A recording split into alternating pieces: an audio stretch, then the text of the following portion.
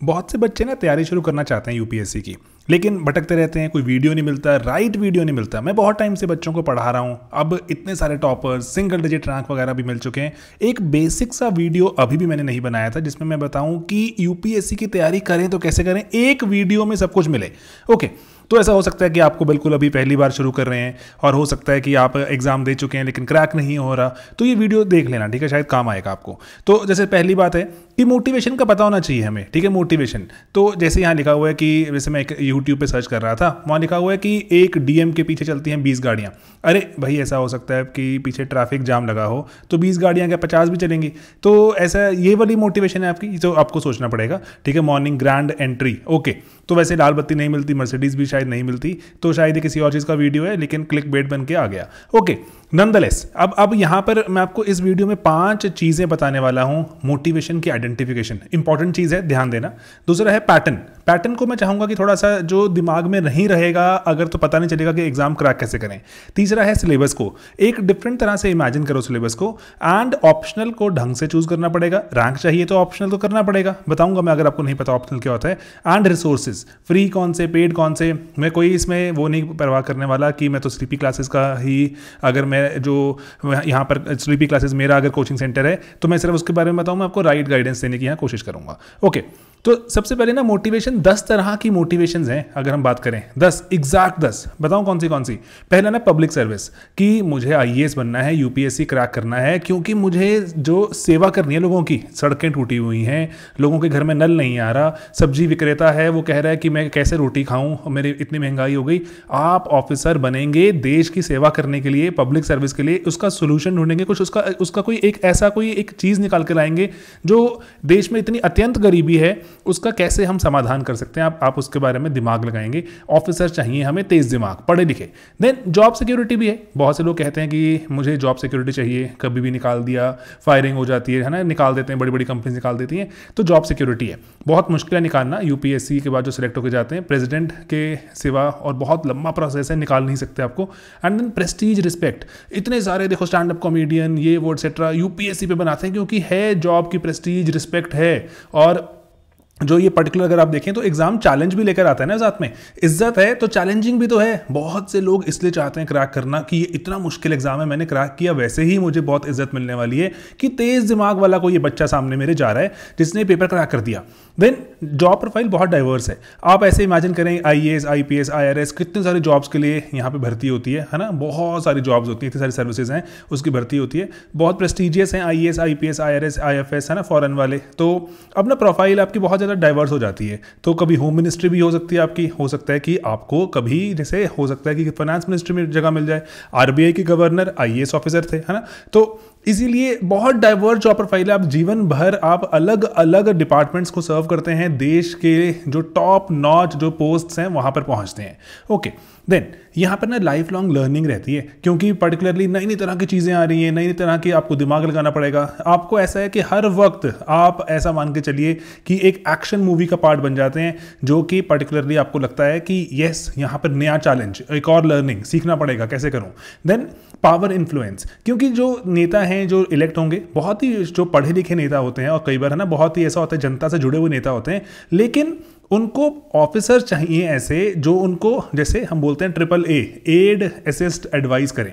नेता को पॉलिसी सही बनानी है तो आप ऑफिसर हो, पढ़ लिख के गए हो, एग्जाम क्रैक करके गए हो, आप बताओगे कि क्या राइट पॉलिसी बननी चाहिए, कैसे हम, जैसे मान लीजिए कि कैसे लोगों तक जॉब्स पहुंचाएं, कैसे लोगों की गरीबी दूर करें, है ना, आप बताएंगे। तो इसीलिए आप बिल्कुल इन्फ्लुएंशियल पोजीशन पर होते हैं, पावर बहुत ज़्यादा होती है, क्वालिटी ऑफ लाइफ बहुत बेटर होती है। वही जो ग्रैंड एंट्री वीडियो है ना, और बड़े बड़े जो घर देखते हो, तो बहुत सारी कंपनीज में तो लोग इतनी बात देखते हैं कि जो उनकी टोटल इनकम होती है ना, जितने साल की इनकम होती है, उतना तो एक आईएएस ऑफिसर का पर्क्स में हो जाता है कि इतना बड़ा घर का किराया अगर आप इमेजिन कर लो, और घर में नौकर चाकर, गाड़ियां वगैरह, है ना, इतना सारा पूरा का पूरा जो सिस्टम रहता है। तो यस बहुत ही बढ़िया क्वालिटी ऑफ लाइफ होती है, इसमें कोई डिनाइल नहीं है ना। ये हम इस पे हम बोलें कि नहीं ऐसा नहीं होता, ऐसा होता है, ठीक है। देन पर्सनल अचीवमेंट भी है यूपीएससी।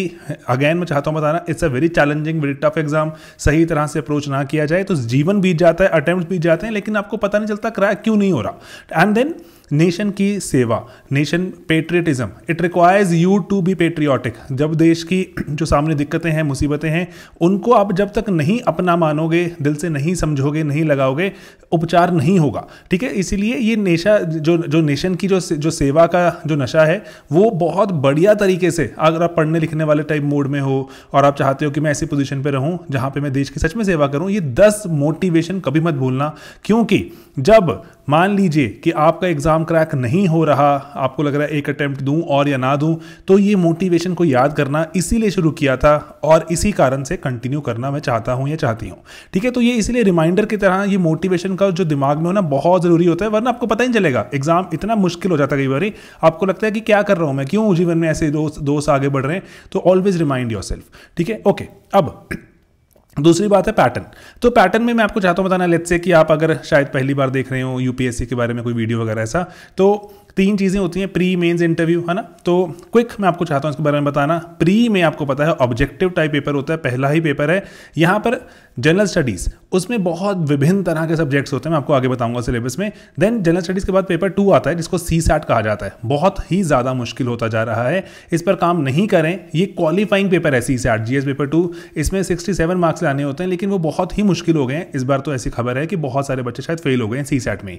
तो CSAT में फेल हो गए हैं, आपका पेपर 1 जो GS पेपर 1 था, वो उसके मार्क्स मायने नहीं रखेंगे। तो CSAT में पास होना जरूरी होता है, 67 नंबर से ऊपर लाने होते हैं। उसके बाद जितना आपका जो GS पेपर 1 में नंबर होंगे, अगर आप टॉप आ गए जो 10,000 टाइप बच्चों में, तो आपको अगले स्टेज की कॉल आती है, ठीक है। ऑब्जेक्टिव टाइप रहता है, सेम दिन ही पेपर रहते हैं।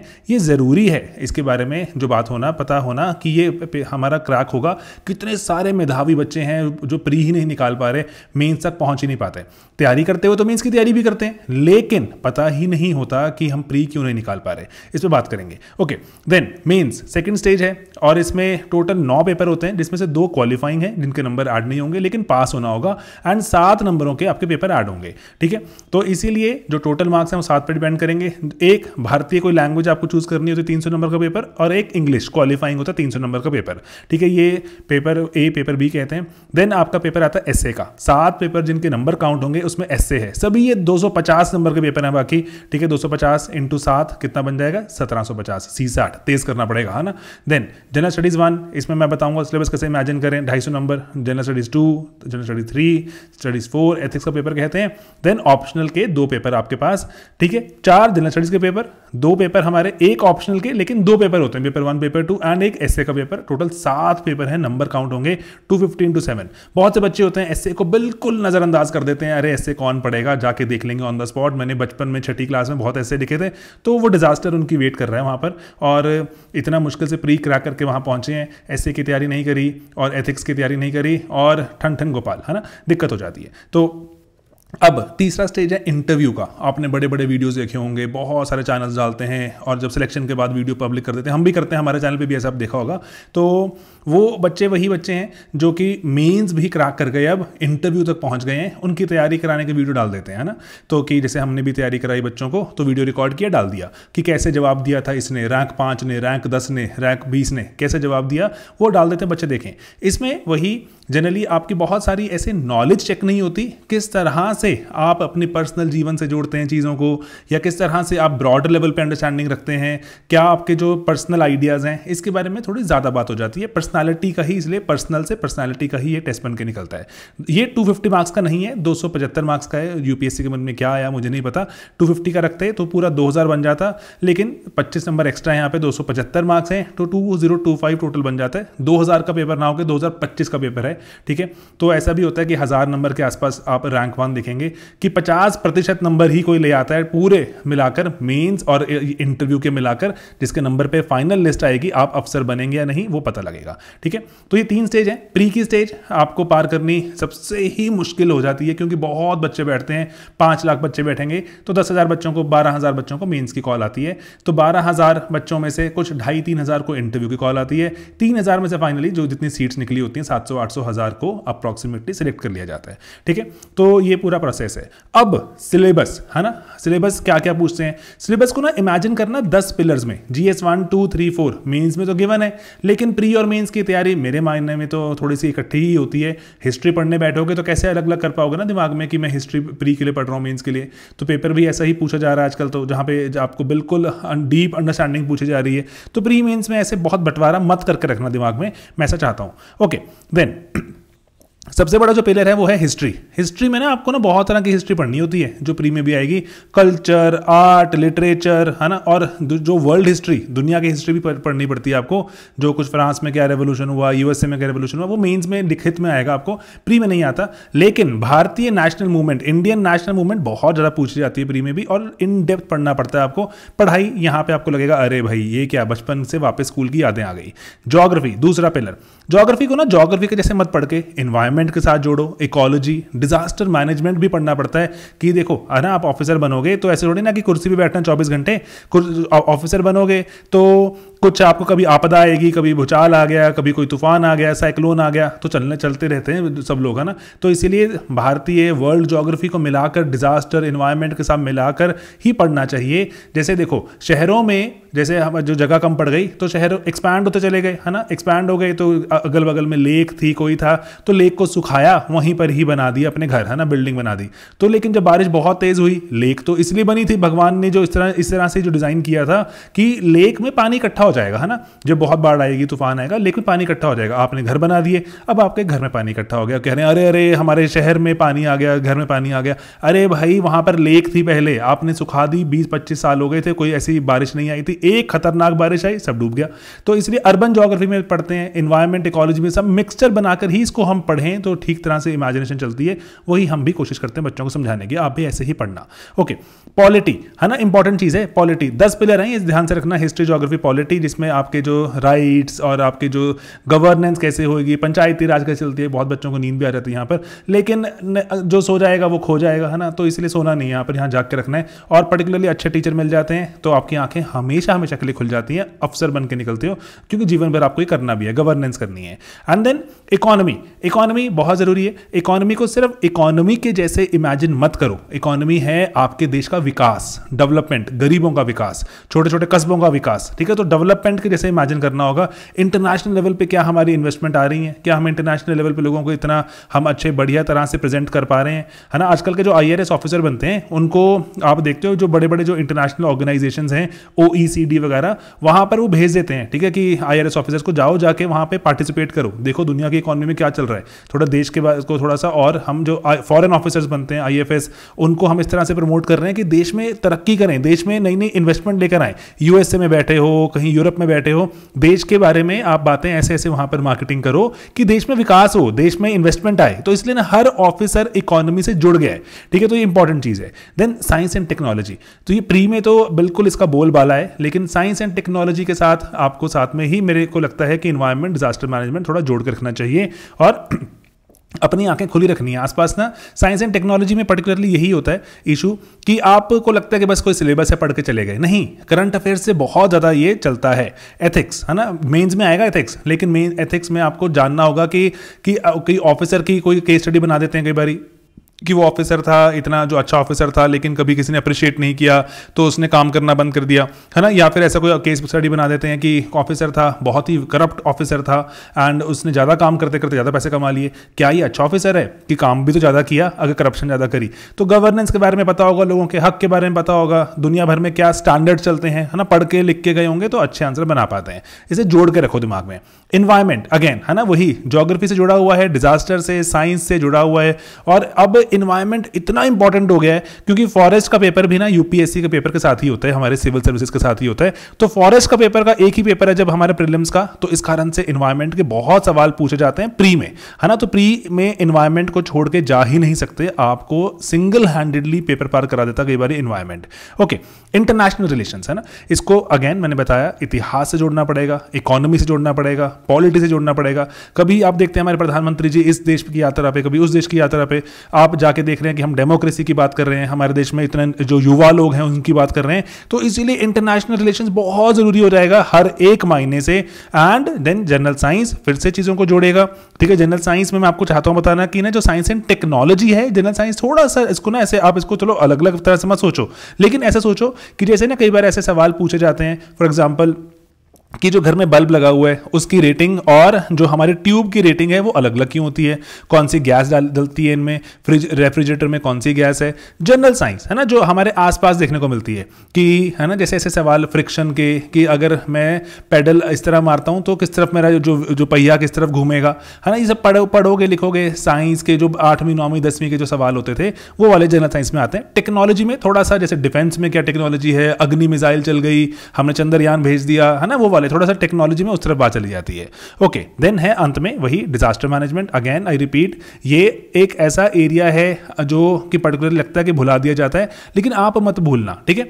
जो यहाँ पे इसीलिए ये जो चीजें इंटर रिलेटेड हैं, एक पढ़ोगे दूसरी में काम आएंगी, दूसरी पढ़ोगे पहले में काम आएगी, तो इसलिए इनको छोड़ के मत जाना। सोशल इश्यूज रहते हैं पर्टिकुलरली, उनको गवर्नेंस के साथ आप जोड़ सकते हो। सोशल इश्यूज आपको पेपर 1 में नजर आएंगे, ठीक है। तो इसलिए मैं आपको ना पेपर का सिलेबस चाहता हूं इस तरह से इमेजिन करके जाओ, इस तरह से इमेजिन करके शुरू करो कि एक सब्जेक्ट को एक जगह पर लिमिटेड मत रखो, ठीक है। जैसे इंडस का मैं एग्जांपल हमेशा लेता हूं, जब भारत पाकिस्तान में तनातनी चल रही थी तो हमने कहा कि इंडस हमारे देश से बहकर पाकिस्तान जाती है, तो हम क्या करेंगे, हम इंडस के पानी को रोक लेंगे। ओके सर, रोक सकते हो, है ना, आपके यहां जाती है, गुस्सा भी आया हुआ आपको, है ना, जंग से लड़ने से बेहतर है इंडस का पानी रोक लो, तो क्या हम रोक सकते हैं? इंटरनेशनल रिलेशन का सवाल बन जाता है वो कि हमारे पास ऐसे पावर है क्या, हम इंटरनेशनली हम पर कोई जो बड़ा कोई जो संस्थान आके या दूसरा कोई कंट्री आके हम पे दबाव तो नहीं बनाएगा कि हम रोक ही नहीं सकते पानी, क्योंकि चाइना से हमारे देश में आती है इंडस, हमारे देश से पाकिस्तान चली जाती है, तो क्या चाइना ने रोक लिया तो हमारा क्या होगा? इंडस में तो हमारे सतलुज भी है, सतलुज का ये वो ना सारा सिस्टम में निकलता है, तो ये चाइना ने वो रोक लिया तो क्या होगा हमारा, सोचना पड़ेगा। लेकिन यूपीएससी ने सवाल बना के पूछ लिया कि इंडस में जो आपको डॉल्फिन मिलती है उससे जुड़ा हुआ सवाल पूछ लिया। तो इसीलिए आप कह ही नहीं सकते कि सिर्फ एक टॉपिक इंडस था जब न्यूज में, तो मैं उसको सिर्फ इंटरनेशनल रिलेशन से पढ़ूंगा, उसकी ज्योग्राफी, उसका एनवायरनमेंट और सब कुछ, आपको उसका इतिहास सब जानना पड़ेगा। इंडस वैली सिविलाइजेशन इतना इंपॉर्टेंट है हमारे देश में, हड़प्पा, मोहनजोदारो, कितना कुछ था।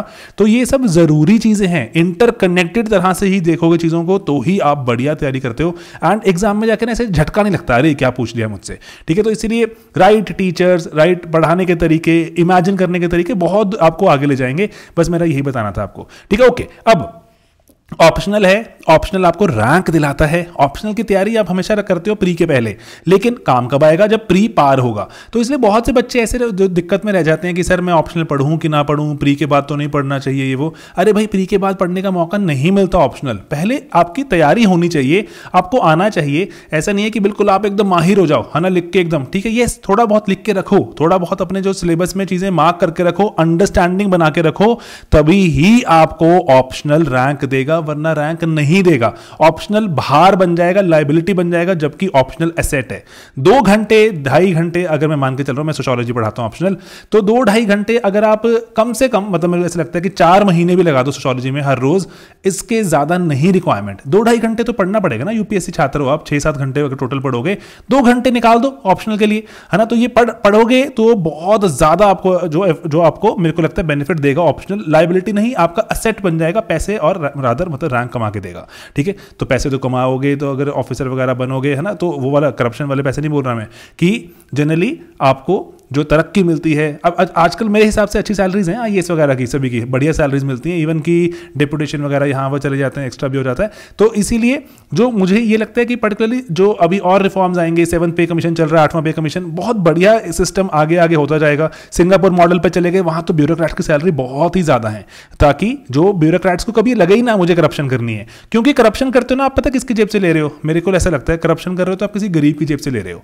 तो वो नहीं, मेरे को लगता है वैसे ही सही नहीं है कि नॉट दैट कि अमीर की जेब से लोगे तो अच्छा लगेगा, लेकिन करप्शन इसलिए ना मॉरली बहुत ऐसी एक चीज है कि आपको चैन की नींद नहीं देगा, आपको पता ही चलेगा कि कब मेरे घर पे छापा पड़ गया और इतनी, मैंने सिर्फ एक बार तो सर करप्शन किया था। अरे भाई 1-2 बार की बात नहीं होती, करप्शन करोगे चाहे 1 चाहे 100 सब बराबर है, ठीक है, ओके। तो वो एथिक्स की बात है, मैं एथिक्स भी मैंने कुछ टाइम पढ़ाया है, तो वो मन से भावनाएं अपने आप निकल आती हैं। अब ऑप्शनल की बात हो रही थी यहाँ पर, ऑप्शनल में ना यूपीएससी आपको ना लिस्ट देता है ऑप्शनल की बहुत सारी, है ना, तो 25-26 ऑप्शनल हैं, तो इसमें से चूज कर सकते हो। तो ऐसे भी हैं एकेडमिक सब्जेक्ट, जरूरी नहीं है कि आपने अपने ग्रेजुएशन में जो पढ़ा है वही करना होगा, नो कुछ नहीं है। मैंने इंजीनियरिंग पढ़ी है दोस्तों, मैंने सोशियोलॉजी चूज किया था, है ना, ऐसे कोई वो नहीं है कि सोशियोलॉजी अगर आपने पढ़ी है, मन कर रहा है आपका मैथ लेने का ले लो, इतने अगर आपको लग रहा है कि कर पाओगे, कर पाने पर भी होता है, ठीक है। इसलिए किसी को करके नहीं दिखाना कि देखो मैंने मैथ का सवाल क्रैक कर दिया ये वो, अरे नहीं, जिसमें आपको इंटरेस्ट आ रहा है, जिसमें लग रहा है कि थोड़ा पेपर उठा के देखोगे कि येस मैं ये पेपर में थोड़ा फोड़ सकता हूं, इसके सवाल समझ आ रहे हैं, वही पेपर को उठाना चाहिए, वही आपको सब्जेक्ट देखना चाहिए। थोड़ा सा तो टाइम लगाना पड़ता है, ऊपर से ही देख के। कई तो ना देखो, जैसे मान लो कि मुझसे पूछें कि मैथ फिजिक्स लोगे, मुझे बहुत पसंद है लेकिन मैं ऑप्शनल नहीं लूंगा क्योंकि बहुत टाइम लगता है मुझे चूज करने में, उनको पढ़ने में। तो लेकिन अगर मेरी रुचि है, मैं किसी ऐसे टेक्निकल बैकग्राउंड से आता हूं, मैथ फिजिक्स इलेक्ट्रिकल इंजीनियरिंग ये है ना, मैकेनिकल इंजीनियरिंग मेरे को बहुत अच्छे लगने शुरू हो जाएंगे, नेचुरल होगा, मैं क्लास में टॉपर हूंगा लेट्स से, तो मैं चूज कर लूंगा, ठीक है। इसलिए आप अपना बैकग्राउंड देखें, अपने इंटरेस्ट को देखें कि कहां पे आपको लगता है कि आप बेहतर अपना इनपुट दे सकते हैं, मन भी करेगा पढ़ने का, 4 बातें सुनने का। टीचर के साथ आपको टाइम बिताना है ना, 4-5 घंटे, 4-5 जो महीने कम से कम बिताओगे, थोड़ा सा उस तरह से भी इमेजिन करना कि ये इनकी बातें मुझे अच्छी लगती हैं, या फिर मैं इनसे थोड़ा सा वक्त गुजार सकता हूं, ये टीचर मुझे अच्छा पढ़ाती है ना। तो ये सब चीज़ों को दिमाग में रख के, मद्देनजर रख के ही, क्योंकि लेवल भी रेस करना पड़ेगा, ऐसे ही अगर हम जो लल्लू पंजू लेवल से चले जाएंगे तो पेपर में नंबर नहीं आते, ठीक है, ओके, ठीक है। एंड देन लैंग्वेजेस भी होती हैं, बहुत से बच्चे लिटरेचर लेते हैं, जो जैसे let's say particularly Hindi literature, English literature, Bengali, Assamese है ना जो लिखा हुआ यहाँ पर, तो ऐसे जो कन्नड़ लिटरेचर है ना, तो ऐसे बहुत सारे लिटरेचर भी हैं हमारे, पंजाबी लिटरेचर, इससे भी बच्चे पेपर क्रैक करते हैं, ठीक है। तो ये इंपॉर्टेंट चीज़ है, ऑप्शनल पे दिमाग नहीं लगाओगे, एक दिन बैठ के सोचना, सारा पेपर देखना, पास्ट के सवाल देखना, कितना समझ आ रहा है कितना नहीं आ रहा। बच्चों के टॉपर्स के इंटरव्यू भी थोड़ा बहुत सुन सकते हो, लेकिन हर टॉपर ने भी अपनी कंसिडरेशन के हिसाब से लिया होगा, आप पर वो लागू हो ना हो कोई नहीं कह सकता, ठीक है। कि कितना हमारा सामान अवेलेबल है, रिसोर्सेज अवेलेबल है, ये सब दिमाग में रख के ही आपको ऑप्शनल के बारे में बात होगी, ठीक है। उसको चूज करने के बाद जरूरी है। तो अब मैं चाहता हूं बताना कि हमने social and pol science free of cost हमारे यूट्यूब चैनल पे कवर किया हुआ है। हमारे पेड मॉड्यूल्स भी रहते हैं जिसमें हम उसमें करंट अफेयर्स और हम टेस्ट सीरीज और हम जो आपको कोई डाउट्स वगैरह, मेंटरशिप वगैरह भी प्रोवाइड करते हैं। लेकिन आपको कंटेंट कवर करना है, हमारे चैनल पे आइए, फ्री ऑफ कॉस्ट कवर कीजिए, ये बताना जरूरी है। अब आखिरी सवाल है आज का, वो है रिसोर्सेज। सर पेड लूं या फ्री लूं, पेड की फ्री कौन से उठाऊं मैं, ये पता नहीं चलता। 8 चीजें दिमाग में रखना, कोई भी रिसोर्स हैं वो आपको इन्हीं लाइंस पर दिखेंगे, इन्हीं 8 चीजों पे। पहला है एनसीईआरटी, शुरू कर रहे हो अगर, या अगर लेटर स्टेज पे हो, एग्जाम दे चुके हो, नहीं क्रैक हो रहा, एनसीईआरटी मिस मत करो। एनसीईआरटी जरूरी होती है, यूपीएससी सवाल भी पूछते हैं इनसे, 2-3 सवाल भी निकल रहे हैं, अगर मुश्किल सवाल निकल रहे हैं तब तो क्यों छोड़ें उसको ना, 2-3 सवाल का मतलब 7.5-8 नंबर की बात हो रही है। एंड 6ठी से लेकर 12वीं तक करनी होती हैं कि हिस्ट्री, ज्योग्राफी की पर्टिकुलरली ज़्यादा इंपॉर्टेंट है। अगर आपके ऑप्शनल सब्जेक्ट भी मिलते हैं, सोशल पॉल साइंस, तो भी पढ़नी पड़ती हैं।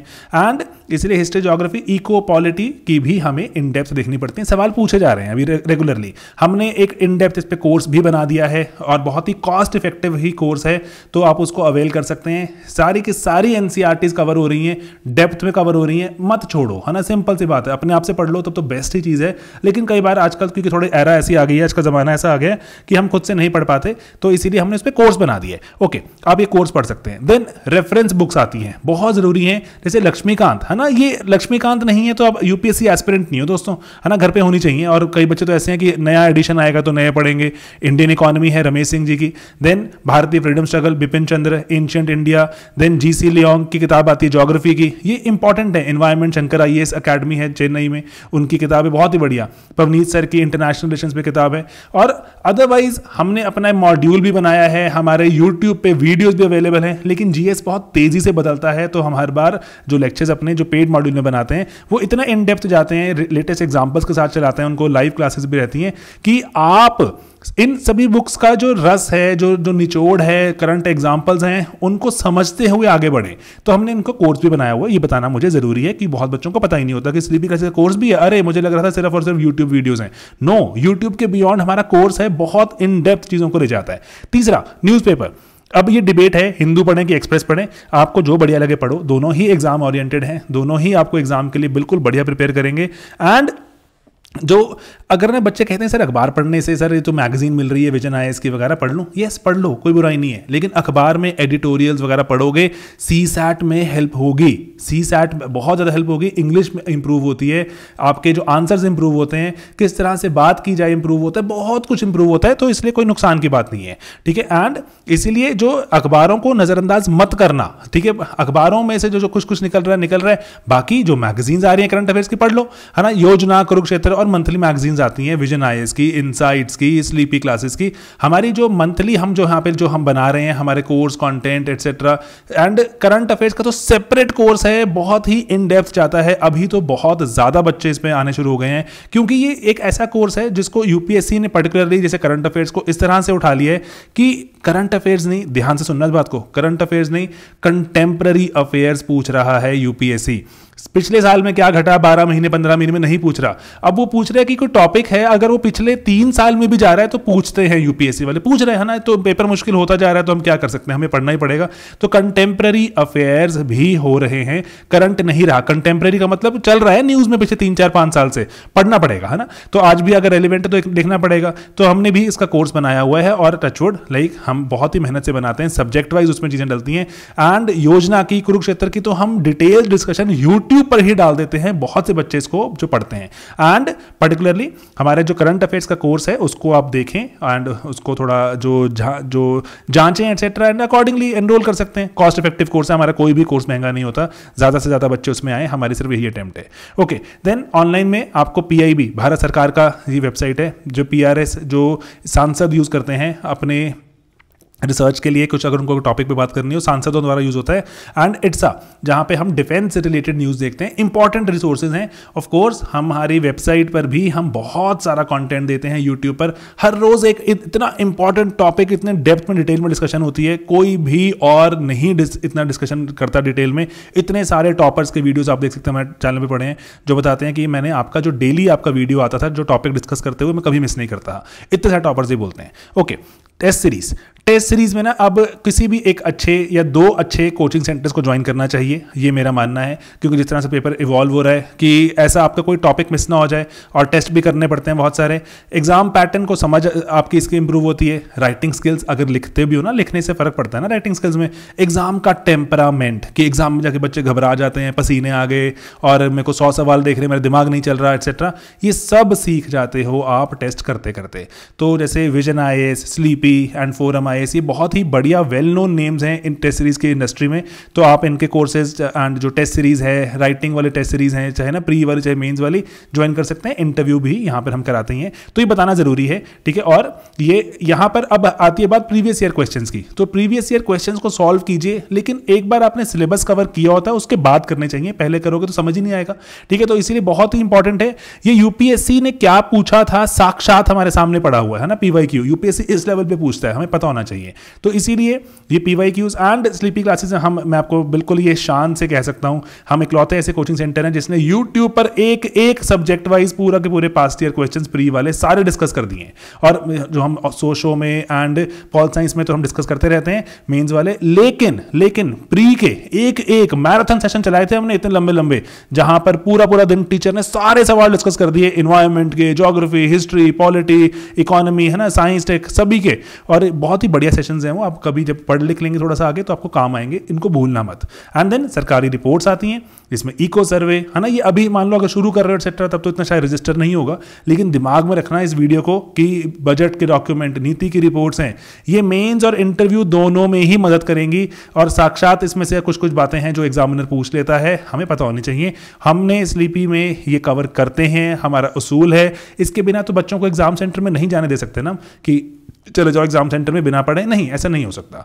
तो ठीक है, हमने ये 5 चीजें डिस्कस करी। आपकी मोटिवेशन पता होनी चाहिए, जब कदम डगमगाएंगे या जब आगे बढ़ने के लिए जब मोटिवेशन चाहिए होगी तो याद करना कि क्यों शुरू किया था, बहुत जरूरी है।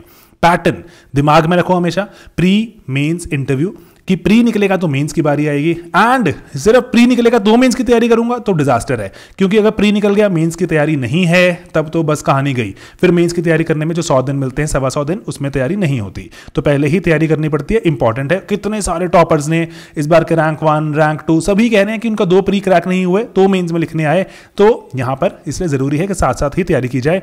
सिलेबस को दिमाग में रखना, इंटरकनेक्टेडनेस को दिमाग में रखना बहुत जरूरी है।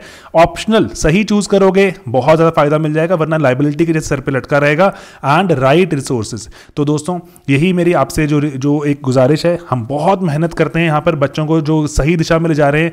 एंड टचवुड, जो भगवान has been very kind, God has been very very kind, कि हम अगर मेहनत करते हैं, मेहनत वाले बच्चे भी मिल रहे हैं, हमें रैंक बढ़ते ही जा रहे हैं हमारे प्लेटफॉर्म पे। इस बार अगर हम देखें टॉप 100 बच्चे जो सिलेक्ट हुए हैं, हमने नाम डाल डाल के देखें, 77 नेम्स हमें मिले हैं। लेकिन यस, हम अभी ऐसा कोई क्लेम नहीं करना चाहते कि ये सब बच्चे हमसे ही पढ़े वो, क्योंकि अब देखो मैं बता रहा हूं आपको, कोई विजन पे भी जा रहे हैं बच्चे, फोरम पे भी जा रहे हैं, स्लीपी पे भी जा रहे हैं, वाजीराम पे भी जा रहे हैं।